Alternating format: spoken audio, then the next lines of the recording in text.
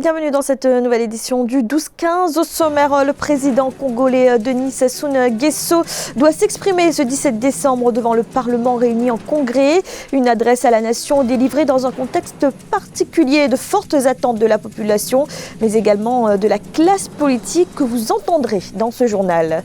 La dette extérieure des pays de l'UEMOA s'est élevée à plus de 26 000 milliards de francs CFA en 2018. Un chiffre révélé par la Banque mondiale, une hausse de 20% par rapport à 2017. Et Tara, c'est la mascotte du Chan 2020 qui sera organisée au Cameroun. L'hymne de la compétition a également été dévoilé et interprété par la chanteuse Jen Iims. Mais tout d'abord, le retour de l'ancien président Amadou Toumani Touré au Mali. Victime d'un coup d'État en mars 2012, il avait rejoint le Sénégal. Un long exil qui s'est achevé ce dimanche 15 décembre. L'ancien chef de l'État est arrivé à l'aéroport de Bamako, accueilli par une foule nombreuse, comme vous pouvez le voir sur ces images de notre correspondant Mokhtar Bari. Beaucoup de partisans, mais également des Maliens, tout simplement venus lui exprimer leur sympathie. L'ancien président, visiblement heureux d'être de retour, n'a pas souhaité s'exprimer pour l'instant. Au Congo, le président Denis Sassou Nguesso doit s'exprimer ce 17 décembre devant le Parlement. Une intervention conforme à la Constitution qui prévoit une adresse à la nation une fois par an. Et ce discours intervient dans un contexte de fortes attentes. Notre correspondant Deva Panzou est allé recueillir les attentes de la classe politique. Le chef de l'État Denis Sassou Nguesso s'adressa à la nation devant le Parlement réuni en congrès ce mardi 17 décembre 2019, une pratique édictée par l'article 14 de la Constitution du 6 novembre 2015. D'ores et déjà, une partie de la classe politique congolaise attend de cette adresse la prise de décisions fortes sur les préoccupations du peuple. Et je pense qu'on va beaucoup insister sur un phénomène qui est récurrent et qui frappe tous les pays de la planète, à savoir les catastrophes naturelles. Et nous avons été frappés de plein fouet. Nombreux sont ces départements qui sont aujourd'hui en état de détresse, et grande détresse, parce qu'on déplore des pertes humaines, des dégâts en matériel. Et naturellement, c'est une sorte de bilan. Et il prendra comme repère le message justement qu'il a adressé à la nation l'an passé.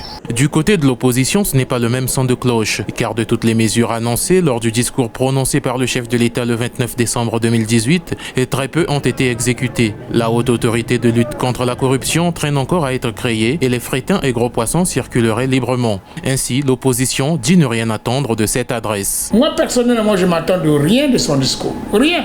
Depuis plus de 5 ans ou 10 ans, c'est les redites. Il va nous parler, venir nous dire que bon, il va faire sortir les prisonniers politiques, il va nous parler de l'économie, de la politique, mais à la fin, il n'y a rien. Les attentes des acteurs politiques sont aussi portées vers la prise de décisions fortes afin d'assister les communautés victimes d'inondations au nord du pays, aussi à Brazzaville. L'an 2020 sera probablement l'année de la tenue d'un dialogue national et l'espoir d'une amnistie du président de la République envers des prisonniers dits politiques ne saurait être négligeable.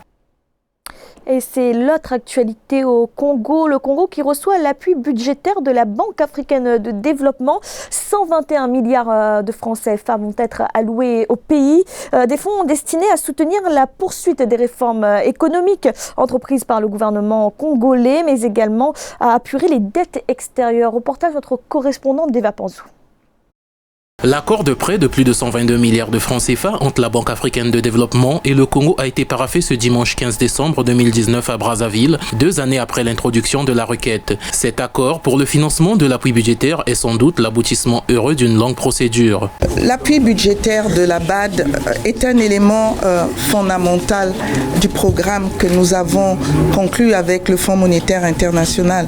Les actions du gouvernement sont parfaitement identifiées et il reviendra donc au Premier ministre d'identifier exactement vers où la mobilisation de ces ressources sera dirigée. En approuvant cette opération, la Banque africaine de développement va permettre au Congo de financer ses dépenses sociales critiques, apurer ses arriérés extérieurs et commencer le remboursement de sa dette intérieure envers le secteur privé. La banque attend entre autres de cet appui budgétaire l'assainissement des finances publiques, la mobilisation des recettes et la création d'une économie diversifiée compétitive. Le Congo émerge au guichet BAD, donc qui est le guichet de prêt souverain, mais les conditions pour nous de ce prêt sont de 25 ans avec 5 années de différé, avec un taux qui est concurrentiel par rapport au taux de marché. C'est le 10 juillet 2017 que le gouvernement congolais avait sollicité ce financement en complément de la facilité élargie de crédit négociée parallèlement avec le Fonds monétaire international et dont l'accord sur un programme triennal a été signé le 11 juillet 2019,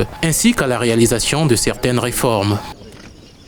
Et dans l'actualité également, c'est un sommet d'urgence qui avait lieu ce dimanche à Niamey. Les chefs d'État des pays du G5 Sahel étaient réunis quelques jours après la terrible attaque d'Inates, attaque qui a fait 71 morts parmi les soldats de l'armée nigérienne. Un drame qui est venu renforcer les inquiétudes dans cette zone sahélienne où les assauts des groupes terroristes se multiplient. Des assauts de plus en plus réguliers, ciblés et meurtriers. Des terroristes désormais lourdement armés également, comme l'ont relaté les témoins de l'attaque d'Inates. Une dégradation de la situation donc, et ce en dépit de la présence de la force Barkhane. Écoutez le président nigérien Mahamadou Issoufou. Dans le combat contre le terrorisme, nous avons besoin non pas de moins d'alliés, mais de plus d'alliés. C'est le sens de notre appel, plusieurs fois renouvelé, à la mise en place d'une coalition internationale de lutte contre le terrorisme dans le Sahel et le bassin du lac Tchad. C'est le sens de notre souhait de placer sous le chapitre 7 de la Charte des Nations Unies la force conjointe du G5 Sahel. C'est également le sens de notre demande de renforcement du mandat de la MINUSMA.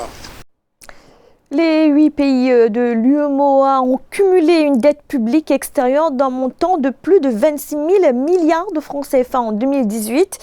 Plusieurs pays de la sous-région s'emploient notamment à trouver une alternative aux sources traditionnelles de financement et enregistrent donc une forte augmentation de leur dette. Ce chiffre est en hausse de 20% par rapport à 2017. Philomentine. 26 366 milliards de francs CFA de dette publique extérieure cumulés ont été enregistrés par les pays de l'Union économique et monétaire ouest-africaine en 2018, soit 20% de plus par rapport à 2017 selon la Banque mondiale. En 10 ans, l'encours de la dette de ces pays est passé à près de 14 000 milliards de francs CFA à 26 000 milliards de francs CFA. Les inégalités sociales dans notre espace se sont accrues. La demande sociale est forte, raison pour laquelle les États de l'UEMOA se sont fortement endettés évidemment ces dernières années.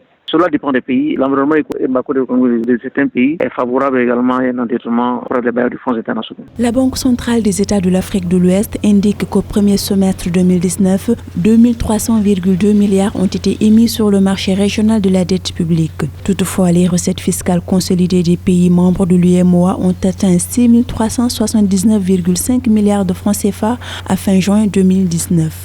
Et lorsque vous regardez cette structure d'endettement, vous avez 3 zones économiques. Des pays comme le Sénégal, comme la Côte d'Ivoire, qui sont fortement endettés ces dernières années. Cet endettement a servi essentiellement au financement des infrastructures. La deuxième catégorie des pays de l'UEMOA, ce sont des pays notamment de l'espace sahélien. Ils sont fortement endettés dans le cadre du financement des dépenses d'équipement militaire en tant que tel. Et la troisième zone, c'est notamment la Guinée-Bissau, qui s'est fortement endettée dans le cadre des dépenses d'équilibre budgétaire. Cette rapide augmentation de la dette extérieure des 8 pays de l'UEMOA pourrait les confronter à de nouveaux défis du point de vue de sa gestion.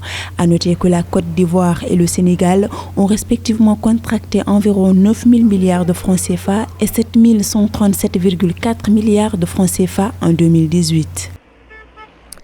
Kinshasa était pendant quelques jours le lieu de rencontre des bédéistes africains. La 6e édition du Sabdam avait lieu du 10 au 14 décembre dans la capitale congolaise. Cette année, l'événement a été placé sous le thème Patrimoine historique Congo.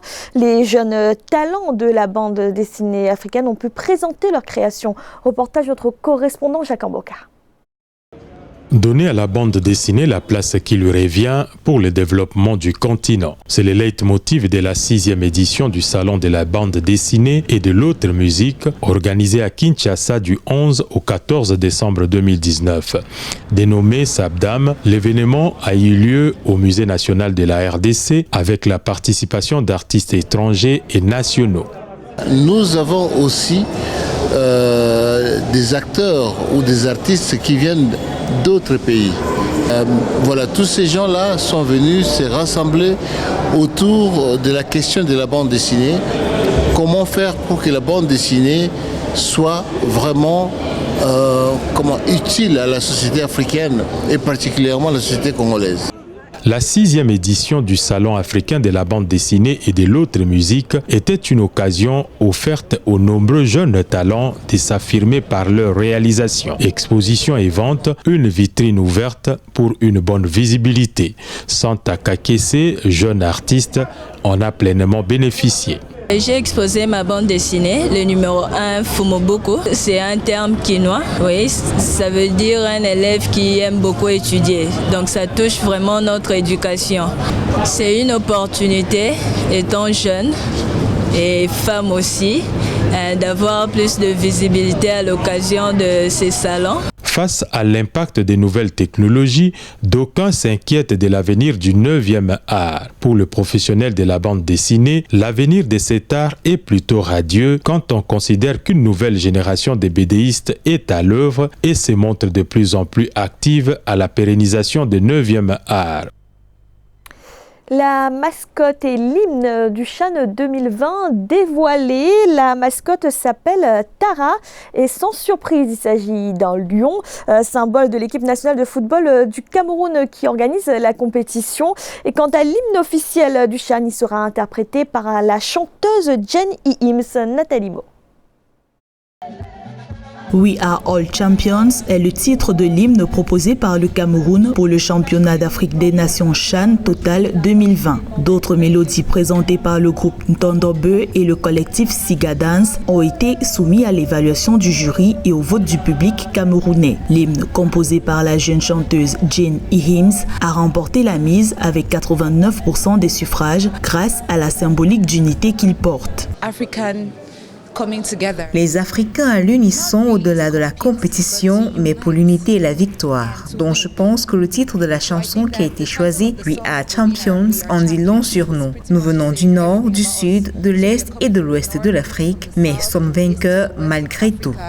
Ce 14 décembre 2019, le comité d'organisation de la Coupe d'Afrique des Nations du Cameroun a présenté la mascotte de la future compétition. Représentant un joueur de football à la tête de lion et aux membres en forme d'étage de ballon de football, elle a été baptisée Tara, mot emprunté à un dialecte local et signifiant frère. Les 3 préoccupations étaient majeures. L'œuvre doit être artistique, elle doit être fonctionnelle, c'est-à-dire compatible avec les intérêts marketing, et elle doit être un support puissant de communication. C'est à partir de ça que le jury a décidé d'instruire les voies de modélisation de la mascotte. Le comité d'organisation de la Coupe d'Afrique des Nations doit encore attendre la validation de la Confédération africaine de football pour maintenir l'hymne et la mascotte choisie. Pour le choix de ces emblèmes du CHAN Total 2020, près de 50 compositions d'hymnes et 11 propositions de mascottes ont été enregistrées. C'était le journal de la rédaction. Merci de l'avoir suivi. Retrouvez dans un instant une nouvelle édition de l'information.